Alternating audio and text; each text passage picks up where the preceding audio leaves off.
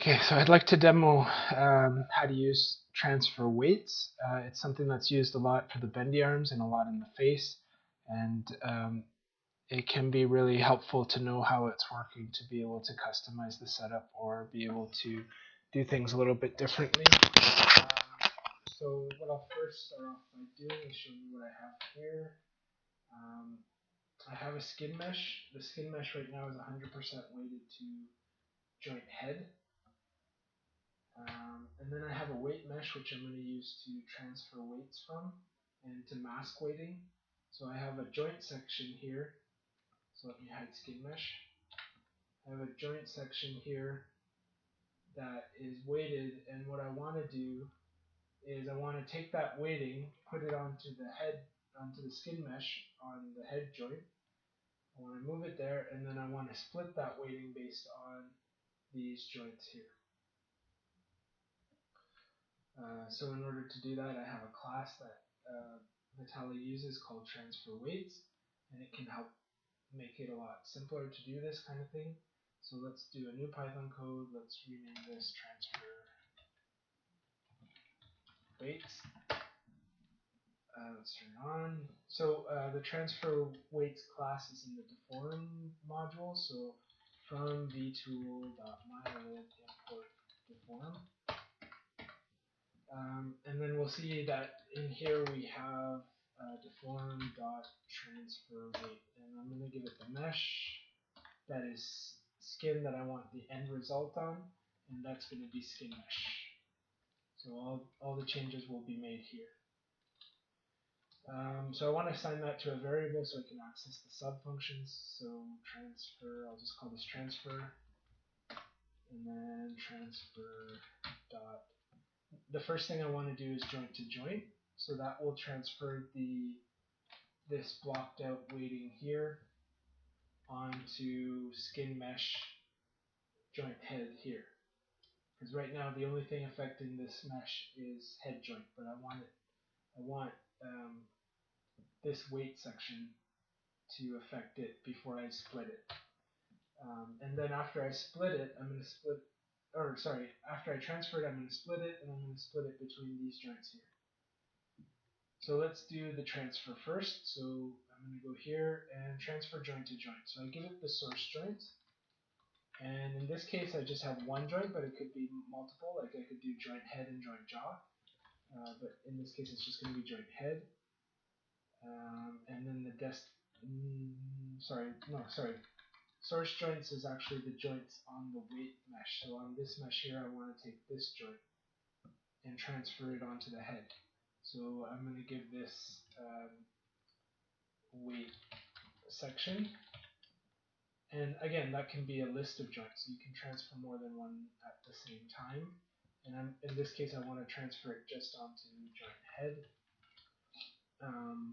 and that can also be multiple, so I could take the weighting from here and transfer it onto multiple joints over here. So the source mesh in this case is going to be weight mesh, and I want to transfer 100%, so I'll leave this at 1. Transfer joint to joint, and then I'll say transfer dot. Actually, I don't need to do anything more. That will actually run the command. So I'll save this. Make sure that I've saved this out so that it goes through, and I'm going to save it out in a way that I can see the result really clear. And so I just want to hide the weight mesh. So I'll go here, save this, and just to be clear again, I'm taking the weights from this joint here and the weights on this mesh, and then putting the weights on this mesh on joint head. Okay, so let me run it. Process, yes. So it errored. I have to check what my error was. So, oh, I forgot to import my weight mesh. So I'll go new data import, and I'll bring in weight mesh. So that's the mesh that I was just working on over here. I can see it by just opening it. So it's this mesh here. So I want to bring that in before I run my script, and I hit process. Okay, so everything went through this time. Now I'm looking at skin mesh, the one that prior to running the script only had joint head on it. But now if I take this main joint here and I move it, it's all been transferred onto skin mesh from this weight mesh. And if I go back to weight mesh here and I look at it, you can see it's actually moving both weight mesh now and skin mesh.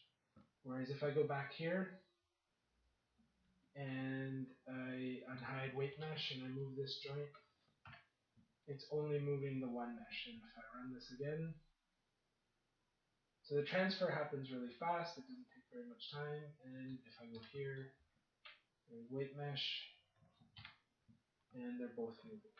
So weight mesh and skin mesh.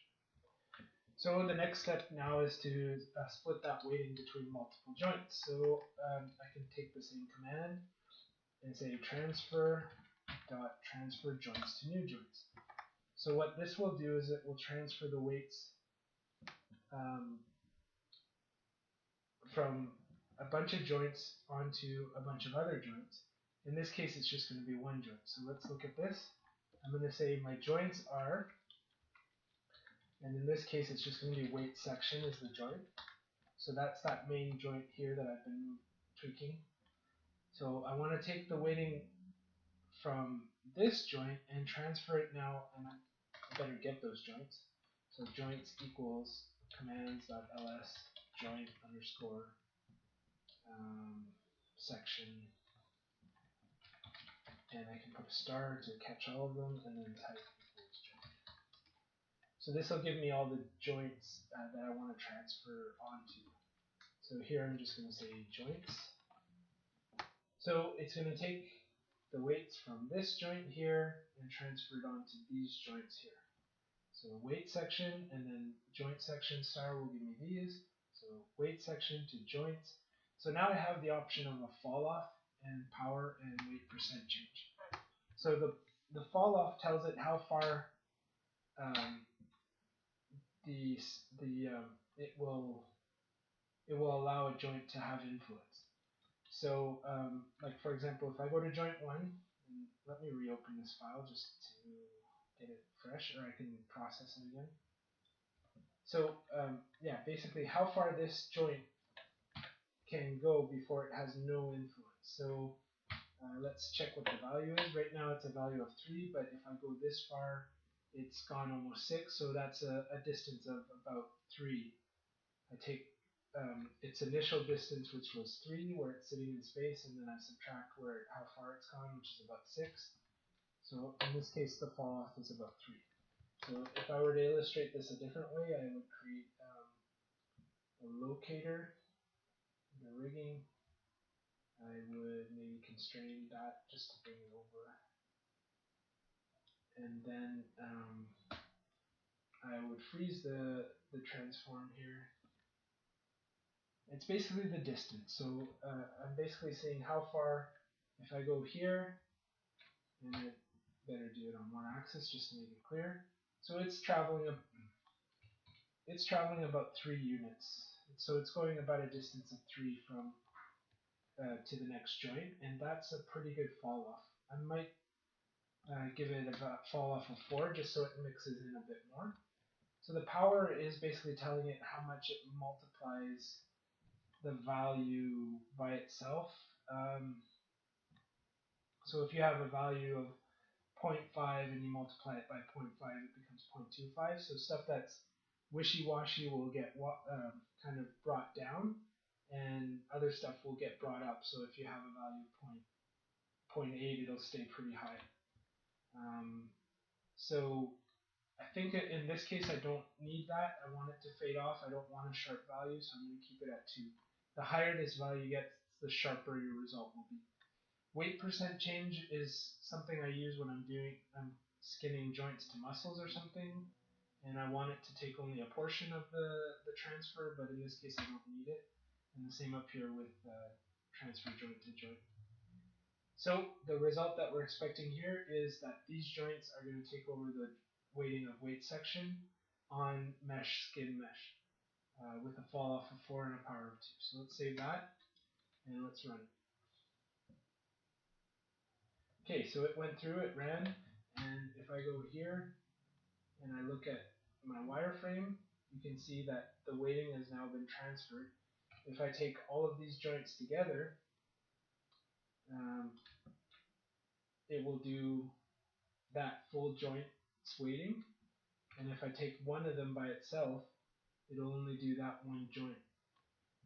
So that's how we're using transfer weight for a lot of the things in Vitala, the templates. That's how the bendy arms get weighted. That's how the lips, the brows, and the eyelids get weighted. Um, so it's an important class and workflow to understand.